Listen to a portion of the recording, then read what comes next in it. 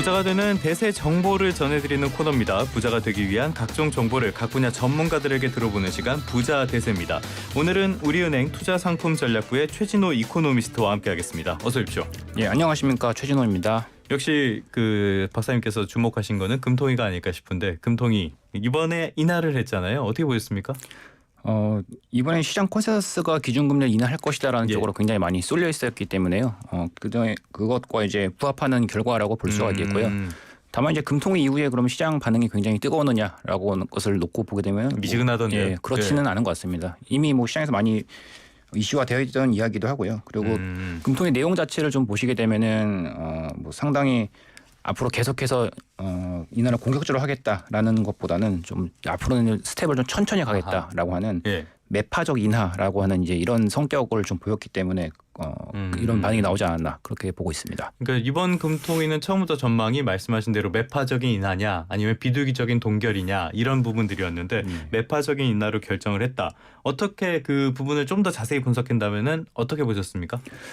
매파적 인하라고 이제 보는 거는요. 먼저 이제 비둘기적이다, 매파적이다 이 용어를 잠깐 설명을 드려야 될 것 같은데요. 이제 보통 이제 경기 부양이라든지 통화 정책에 있어서는 금리를 이제 경기 부양 쪽에 초점을 맞추어서 금리를 낮추는 것을 좀 비둘기적이라고 부르고요. 완화적인 그렇죠. 것들. 네, 반면에 이제 인플레이션이라든지 금융 안정 이런 것들에 초점을 맞추어서 금리 인하에 좀 보수적으로 접근하는 정책 이런 것들을 매파적 성격이다라고 부르는데요.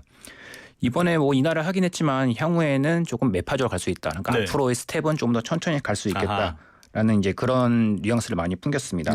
금통위원들 가운데서 이번 인하 결정이 만장일치는 아니었습니다. 동결을 주장하신 분이 한 분이 계셨고요.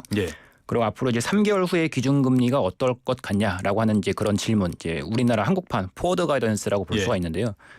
거기서 이제 총재를 제외한 6분 중에 5분은 이번에 한번 인하를 했으니까 3개월 후에도 조금 동결을 하면서 금리 인하의 효과를 조금 관찰을 하자라는 쪽으로 이제 의견이 기울었고요. 한 분만이 지금 이제 내수 경제가 굉장히 안 좋으니까 3개월 후에도 추가로 인하할 필요가 있지 않겠느냐라는 쪽으로 의견을 피력하신 걸로 이렇게 알려졌습니다. 알겠습니다. 그러니까 소수 의견도 있었고 앞으로는 조금 천천히 스텝을 밟아갈 것이다라는 의견을 시장에 전달을 한 건데, 그러다 보니까 시장도 좀 뜨뜻미지근하게 반응을 한 것 같고요. 앞으로 전망 어떻게 해볼 수가 있을까요? 연말에 그러면은 더 이상 인하는 없다라고 봐야 되는 걸까요? 일단 이제 금통위원들의 포워드 가이던스 그리고 이제 총재의 기자회견 내용들을 좀 종합을 해보게 되면은 이제 11월 금통위 한 번 남았는데요. 여기서 인하될 가능성은 좀 희박하다라고 이제 보고 있고요. 그렇다면 조금 이제 장기적인 이제 시각에 있어서 기준금리의 방향성이 어느 쪽으로 바라보고 있느냐 이제 그거를 말씀드려야 될 것 같은데, 어쨌든 방향성 자체는 굉장히 이제 아래쪽으로 향해 가는 이제 그런 그림을 그리고 있습니다. 금통위 기자회견 중에 이제 그 내수가 굉장히 안 좋으니까 금리를 좀 인하해야 되지 않겠느냐라는 이제 그런 기자들의 질문이 많이 있었는데, 여기서 이제 총재께서 이제 그런 발언을 하셨습니다. 국내 경제 성장률이 적어도 잠재 성장률 정도는 유지하는 것이 좀 바람직하지 않겠느냐라는 잠재 성장률이 뭔가요? 발언하셨고요. 잠재 성장률이라는 것은 이제 경제 내에서 유휴 자원 없이 생산 가능한 모든 요소가 투입이 되었을 때 그 경제가 달성할 수 있는 성장률 정도를 이제 의미를 하는 것이고요. 그러니까 부작용이 없이 달성할 수 있는 최대 성장률 정도로 이해를 하면 되는 건가요? 맞습니다. 그리고 이 잠재 성장률이라는 것은 우리가 성장을 얘기할 때는 항상 이제 금리를 같이 봐야 되는데요. 잠재 성장률 자체는 이제 중립금리를 가정했을 때 달성을 할 수 있는 이제 그런 성장률입니다. 또 중립금리는 뭔가요? 그래서 중립금리 같은 경우는 좀 학문적인 개념이긴 한데요. 이게 거시경제 내에서 총 투자하고 총 저축을 이제 일치를 시키면서 인플레이션을 유발하지 않으면서 성장을 달성할 수 있는 이제 그러한 금리 수준을 얘기를 하는 거죠. 이것도 부작용 없이 좋은 금리 수준 정도로 이해를 하면 되겠네요. 맞습니다. 그런데 이제 중요한 거는 이제 지금 말씀드린 잠재 성장률이라든지 중립금리 이런 것들은 다 이제 교과서에 나오는 이런 학문적인 개념입니다. 저희가 어떤 지표로 관찰할 수 있는 수준이 아니기 때문에 연구자의 이제 추정 방법론이라든지 어떤 이제 계량 모형을 써느냐 이런 거에 따라서 이제 그 범위가 좀 다양하게 추산이 되는데요. 이제 중요한 거는 이제 총재께서 이제 그런 발언하셨다는 거죠. 어제 금통위 기자회견에서도 발언하셨고요. 그리고 어제 있었던 국회 이제 기재위 출석하셔서도 발언하셨는데, 어떤 연구 방법론을 쓰더라도 지금 현재 기준금리는 중립금리를 살짝 상회하는 수준이다. 그러니까 상당히 예. 높은 금리 수준이다. 그러니까 예. 방향성 자체는 밑으로 가는 게 맞다라는 점을 인정을 하신 것이죠.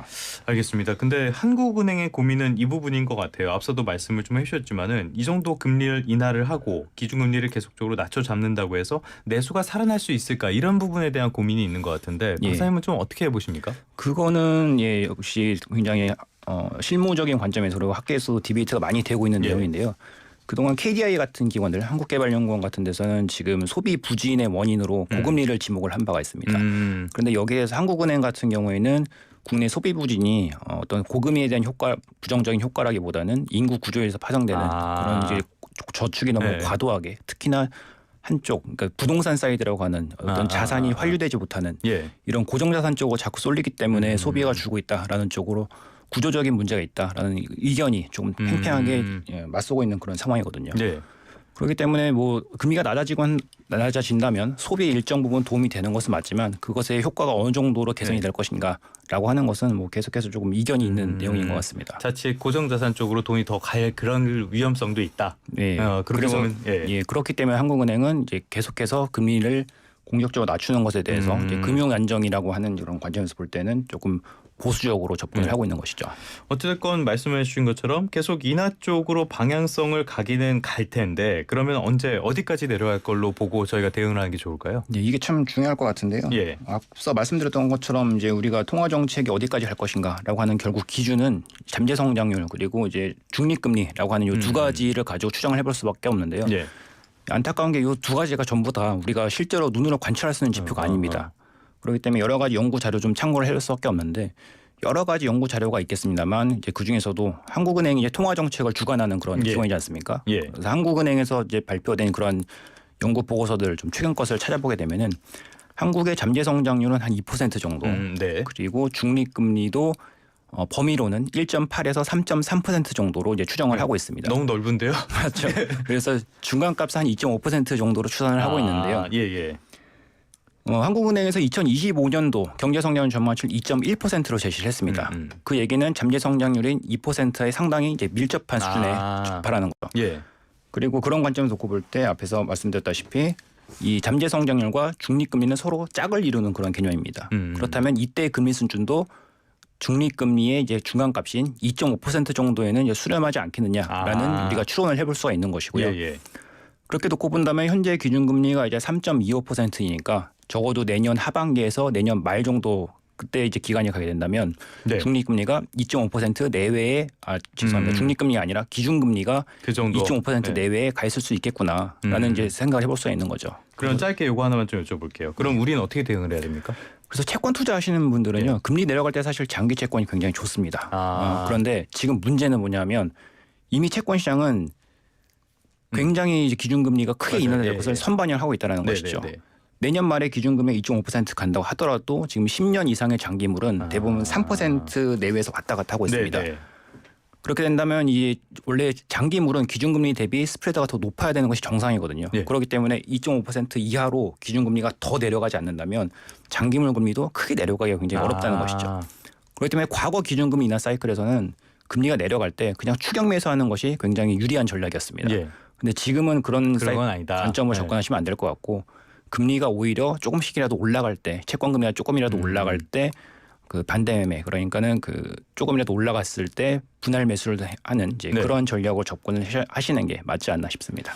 알겠습니다. 지금까지 지난주 금통위 이야기 그리고 우리의 대응 방안까지 한번 살펴봤습니다. 우리은행 투자상품전략부의 최진호 이코노미스트와 함께했습니다. 오늘 말씀도 고맙습니다. 감사합니다.